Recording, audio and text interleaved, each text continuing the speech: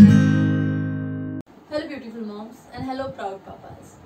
अगर आप सोच रहे हैं कि आपने प्रेगनेंसी में बढ़ाया हुआ वजन कैसे कम करें, तो मैं आपको सजेस्ट करूंगी कि अगर आपने अभी अभी बच्चे को डिलीवर किया है तो थोड़ी देर रुक जाते हैं और फिलहाल कंसंट्रेट करते हैं कुछ ऐसा खाना खाने की जिससे आपको एनर्जी मिले और आप अपने बच्चे की देखभाल अच्छे से कर सकें। स्पेशली अगर आप बच्चे को ब्रेस्ट फीडिंग दे रहे हैं या स्तनपान दे रहे हैं तो आज इस वीडियो में मैं आपको बताना चाहूंगी कि कौन सी तरह का खाना आपको अपने भोजन में रोज इंक्लूड करना चाहिए जिससे आपको अपने बच्चे की देखभाल करने में मदद होगी। तो अगर आपको ऐसी प्रेगनेंसी, मदर केयर और चाइल्ड केयर से रिलेटेड वीडियोस देखने हैं तो प्लीज मेरे चैनल को सब्सक्राइब करें। और अभी चलते हैं आज की वीडियो की तरफ। तो सबसे पहले मैं आपको ये बताना चाहूंगी कि ये इतना इम्पोर्टेंट क्यों है कि नई माताओं को हेल्दी फूड क्यों खाना चाहिए। इसके दो कारण हैं। सबसे पहला तो अगर आप हेल्दी फूड नहीं खाएंगे तो आपकी जो ब्रेस्ट मिल्क की जो क्वालिटी है जो आप अपने बच्चे को दे रहे हैं वो चेंज हो जाएगी, वो कम हो जाएगी। और हम सभी जानते हैं कि नवजात शिशु के लिए माँ का दूध कितना ज़्यादा ज़रूरी होता है पहले 6 महीने तक। तो ये बहुत ज़रूरी है कि माँ अच्छा खाना खाए।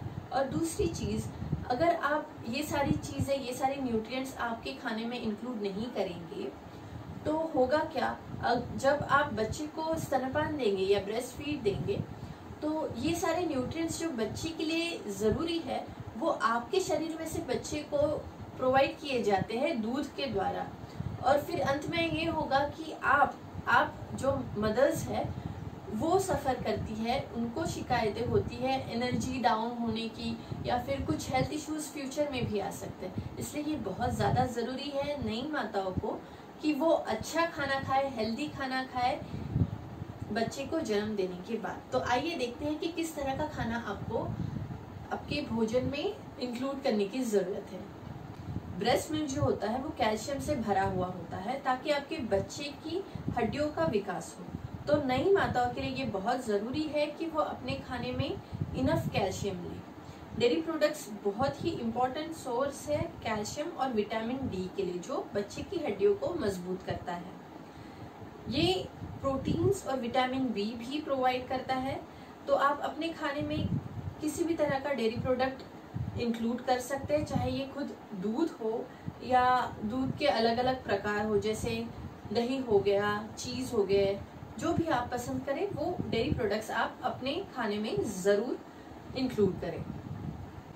पोषण के लिए और एक पावर हाउस जो है वो है नट्स, जो मोस्टली ड्राई फ्रूट्स में इंक्लूड होते हैं। ये आपको प्रोवाइड करेंगे इसेंशियल मिनरल्स जैसे कि आयरन, कैल्शियम, जिंक, उसके अलावा विटामिन के और बी विटामिन्स। वो बहुत ही हेल्दी सोर्स होता है इसेंशियल फैटी एसिड्स और प्रोटीन्स के लिए भी। इतने सारे पोषण के बाद भी जो नट्स होते हैं उनको लैक्टोजेनिक खाद्य पदार्थ भी माना जाता है दुनिया की बहुत सारे हिस्सों में। तो आप अलग अलग तरह के नट्स आपके खाने में इंक्लूड कर सकते हैं जैसे बादाम, अखरोट, chia seeds, flax seeds etcetera. Chicken breast जो होता है वो फैट्स और कैलोरीज में कम है लेकिन बहुत ही ज़्यादा प्रोटीन आपको वो देता है। तो ये बहुत ही अच्छा सोर्स है बहुत सारे न्यूट्रिएंट्स की। भेड़ बकरियां जो होती है उनको नॉर्मली घास खिलाई जाती है जिसकी वजह से उनका जो मांस होता है वो ओमेगा 3 फैटी एसिड से भरपूर होता है। ऑर्गन मीट जैसे कि लीवर हो गया, ये बहुत ही हेल्दी है ब्रेस्ट फीडिंग के दौरान। और अगर आप बीफ खाना पसंद करते हैं तो आप इसको भी अपने खाने में इंक्लूड कर सकते हैं क्योंकि ये बहुत ही अच्छा बायो अवेलेबल आयरन का सोर्स है। फिश और बाकी के सी फूड्स जो है वो बहुत ही हेल्दी और न्यूट्रिशियस होते हैं।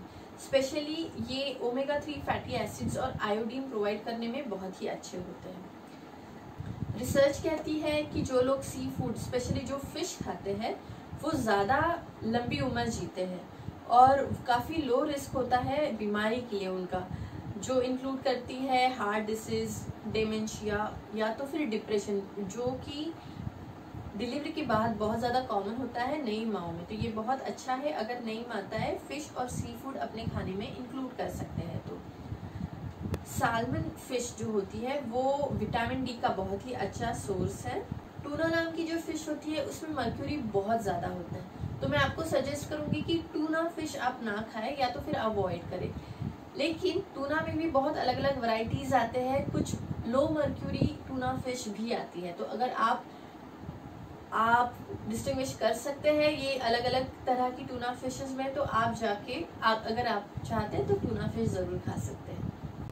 ये आपकी ऊर्जा को बढ़ावा देने का बहुत ही अच्छा तरीका है और बहुत ही ज़रूरी विटामिन सी जो होता है वो खट्टे फल जो है आपको देते हैं।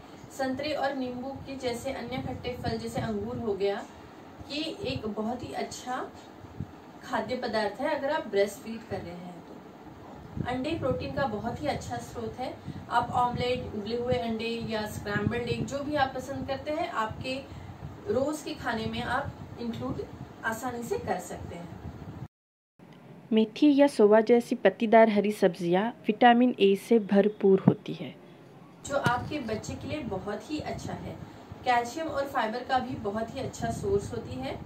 हरी सब्जियां जो है वो हार्ट के स्वास्थ्य के लिए एंटीऑक्सीडेंट से भरी होती है और कैलोरीज इसमें बहुत ही कम होती है। ब्रेस्ट फीडिंग मॉम्स जो होती है, जो नई माता है जो स्तनपान दे रही है, वो बहुत ही हाई रिस्क पे होती है एनर्जी ड्रेनिंग डिहाइड्रेशन के लिए। तो ताकि आपकी एनर्जी बनी रहे, ताकि आपका मिल्क प्रोडक्शन बना रहे, ये बहुत ज़रूरी है नई माताओं को कि वो बहुत सारा पानी पिए और खुद को हाइड्रेटेड रखे।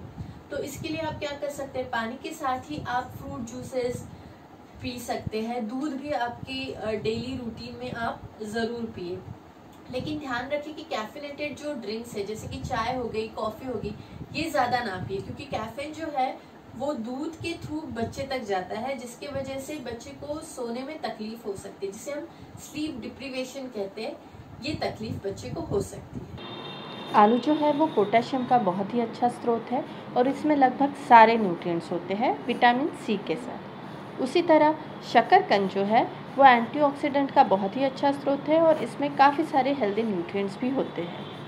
ओट्स जो होते हैं वो बहुत ही ज़्यादा हेल्दी होते हैं और न्यूट्रिएंट से और पावरफुल फाइबर्स से भरे हुए होते हैं, जिसको हम बीटा ग्लूकेन कहते हैं, जिसके बहुत सारे फायदे हैं और जो कि बहुत हेल्दी होता है। उसी के अलावा हेल्दी फैट्स जो होते हैं जैसे कि नारियल हो गया, एक्स्ट्रा वर्जिन ऑयल हो गया, ये जो है वो बहुत ज़्यादा एंटीऑक्सीडेंट आपको देंगे, जो कि आपके लिए बहुत ही अच्छा है। तो ये लिस्ट थी हेल्दी फूड्स की जो नई माताओं को ज़रूर फॉलो करना चाहिए। और इतने सारे प्रोडक्ट्स हैं, इतने सारे खाद्य पदार्थ हैं कि आप इसमें से कुछ तो बहुत ही इजीली आपके रोज़ के खाने में इंक्लूड कर सकते हैं। तो आज के लिए इतना ही। मैं आपको बताना चाहूँगी कि मैं डाइटिशियन या फिर डॉक्टर नहीं हूँ, मैं सिर्फ अपना एक्सपीरियंस आपके साथ शेयर कर रही हूँ। आशा करती हूँ कि आपकी मदद हुई होगी और मिलते हैं मेरे अगली वीडियो में। तब तक के लिए बाय।